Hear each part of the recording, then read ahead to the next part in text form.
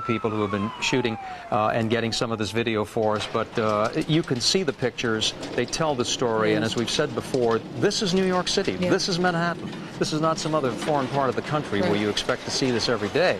But this is what we're dealing with right now. High drama in New York City. It has been over 13 hours now since this whole thing started.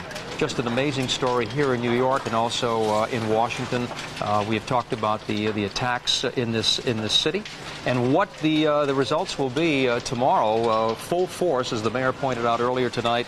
They're going in there. They're bringing in all of the equipment. They have lit the area right now, and the big push is to go in to rescue. The mayor said earlier that there is hope that these people, many of these people, are alive. He did, of course, couch that by saying that he expects the death toll to be very, very high. The mayor also talked about a number of top brass from the New York City Fire Department who have been lost, personal friends to the mayor and certainly other people, and we mourn and our hearts go out to those people tonight. Let's go now to Kirsten Cole. She is live in Chelsea Piers. Kirsten, what's the latest there? Well, what we've seen in just the past 20 minutes has been a massive restaging effort. We had ambulances lined up here earlier, and approximately 30 of them, no fewer than 30 of them, have gone by us. And what they've been telling us is they're going down to the South Street Seaport. Now, as they were making a big loop in order to head south from the other direction, from the north, we also saw dump trucks coming down, a convoy of them. And this, of course, matches exactly with what Police Commissioner Bernard Kerik was saying, that he does believe that there are survivors down there. Mayor Giuliani was saying their big effort right now is to remove debris from that area. So as we have the dump trucks coming down, the hope is that all the heavy equipment that various reporters, this reporter included, have seen out on the road this afternoon, all of the heavy equipment, the backhoes, everything else going in there in order to begin lifting the debris out to hopefully get to these survivors that Police Commissioner Bernard Kerik has been talking about. So this has been a staging area. This is an emergency triage area. We have had ambulances, of course, from all over the boroughs of New York, as well as the outlying areas of New York, as well as Connecticut, as well as New Jersey. Everybody pulling together, and many of these EMTs and paramedics have been sitting here tonight just waiting for what they can do to help. Some of them had already been down below. I had spoken to many who were still covered in this dust. They had come up to kind of dust themselves off, to get a little bit of water, a little bit of food, and go back down in there. And in my conversations with them, it is amazing the strength that you begin to see in these men and women, doctors, nurses, paramedics, EMTs. They're choking back the tears because many of them responded so quickly, so efficiently to this emergency, to this terrorist attack, that they were there initially when Tower 1 was hit. So they then saw all the other events unfolding. And while they're able to give me the cold facts about how plane number 2 came in, and how Tower 2 collapsed, and Tower 1 collapsed, and Tower 7 finally came down, and now they're waiting for the fires to be put out and for the debris to be removed. Throughout all of this, they are fighting back their own personal anguish at watching all of this, watching the toll that it is taking on not only the people around them that they're trying to help, but also the people in their lives. So many of the paramedics that I talked to say they had a brother-in-law or a sister who's a cop on the job, and they haven't heard from them yet. And the wives and the husbands and the cousins are calling and trying to find out, and they have so little information, like all the other family members around the area. A family in their minivan coming north just stopped me not 5 minutes ago, saying that they were just able to pick their children up from school because they've been kept down in Lower Manhattan. One of the things that we brought you earlier is that these schools went into lockdown mode to make sure that the children stayed safe because parents couldn't get down there, and they certainly didn't want the children to go out on the street. So we have here now Chelsea Piers as an emergency triage area.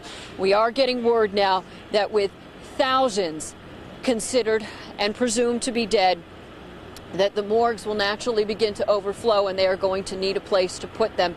We have 300 emergency workers as well as mortuary workers who have been sent in by Health and Human Services to Washington, D.C., and of course to New York, where the death toll is expected to be incredible. And they are here to do a job that they do. It's a grim task, but one that is desperately needed to be done. I was speaking to an undertaker, somebody who does this for a living, who said he came up here and volunteered because it's his job. He knows what to do, and he wants to to offer his services. And as I talk to all of these people, what it is so reminiscent of is talking to grandfathers and older family members and friends and talking about the World War II generation and people who just want to do for their country, do for their neighbors, do for their fellow man. And that's the spirit that we see here on the streets tonight and in Chelsea Piers. And now we're going to hand it back to Dana and Todd in the studio,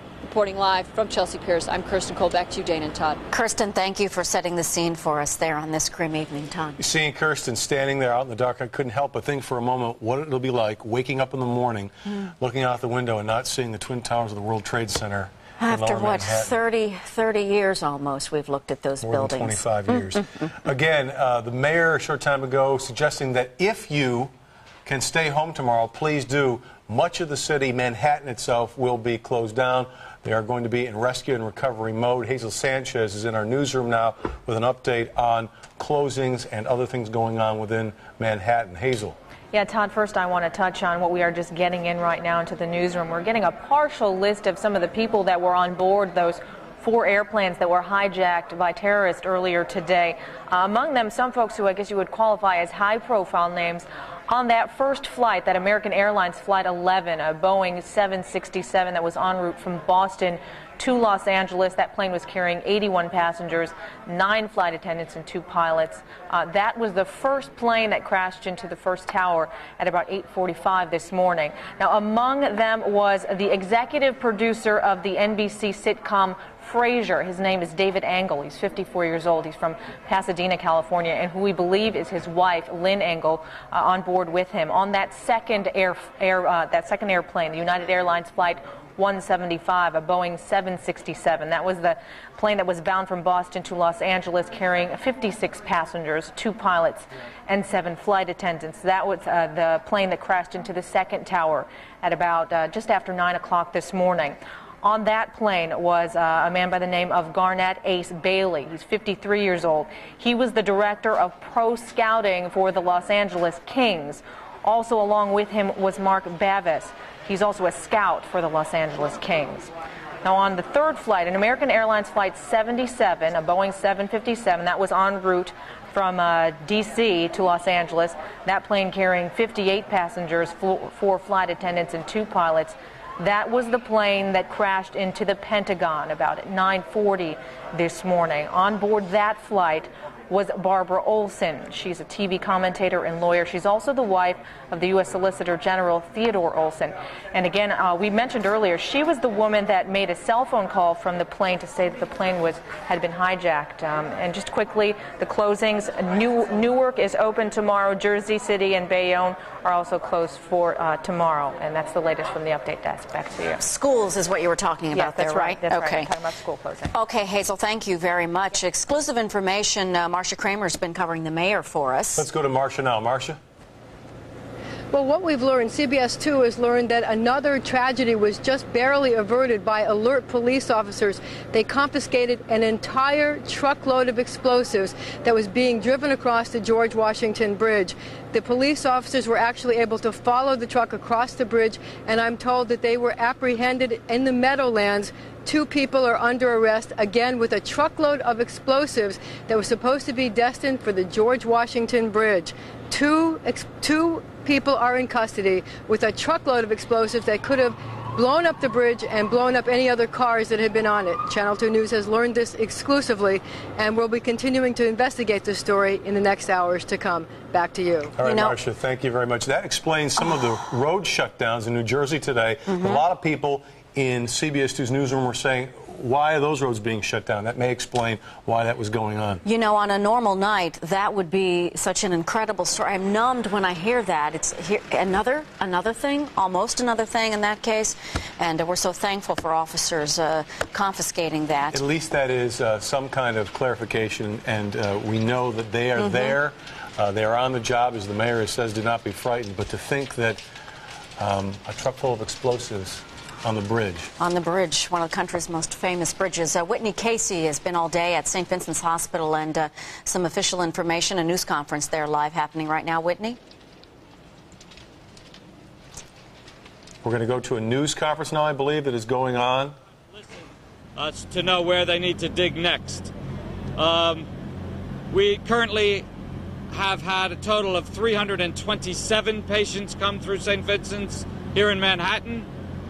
Of that, 62 of those patients had been listed in critical condition at one time or another.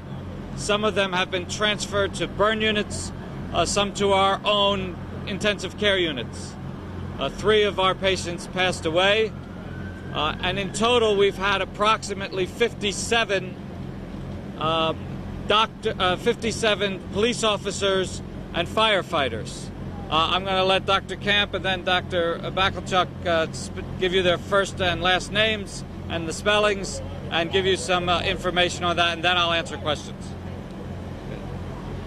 Hi, I'm Dr. Camp, C-A-M-P. Speak up. Yes, I'm Dr. Camp, C-A-M-P.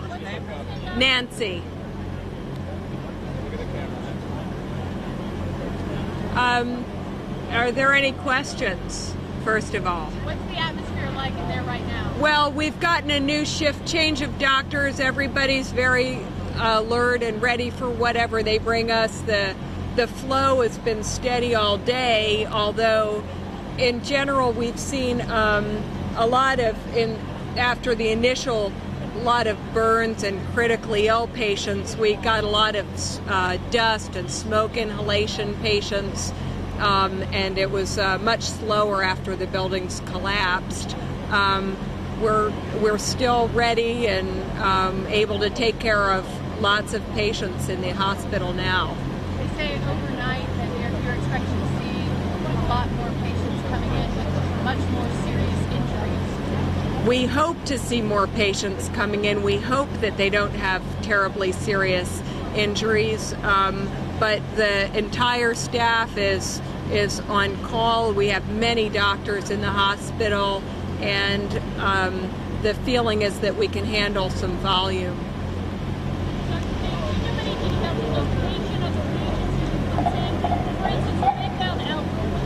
Sidewalks outside the World Trade Center, or were they inside? Do you know anything about where they came from? Many of the patients we've seen, particularly recently, had been, one during the afternoon had been a fire supervisor who'd gotten caught in the building 6 collapse, and he crawled out of the rubble.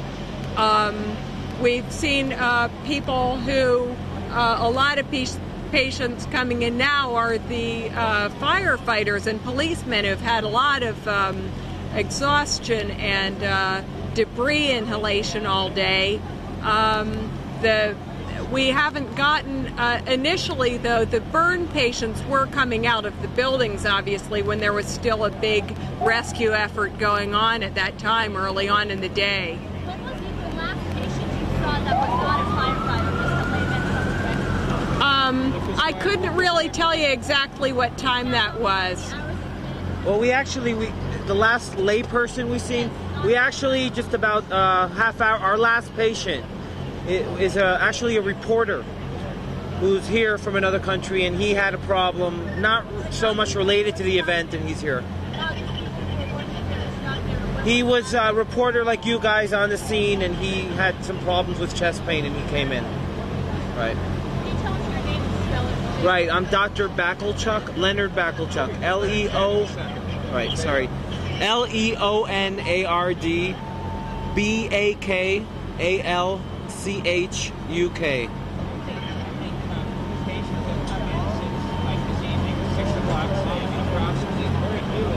Probably no more than 10 or, probably into our units, which are the critical units, no more than 10 patients over the last 3 to 4 hours.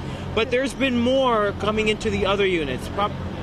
If I have to estimate, probably about 25. The vast majority of patients, as I mentioned earlier, came in during the morning, and later on in the afternoon we had another increase. And then again after the Building 7 collapse, we've had very little. Doctors at St. Vincent's letting us in on the kind of day they've had. 320 patients, 62 of them critical, 3 lost, 3 passed away. A lot of burns, inhalation of all the different fumes and things, and some people have been treated and released. We want to go back now to Marsha Kramer with an exclusive story she just broke for CBS 2. involving explosives and the Georgia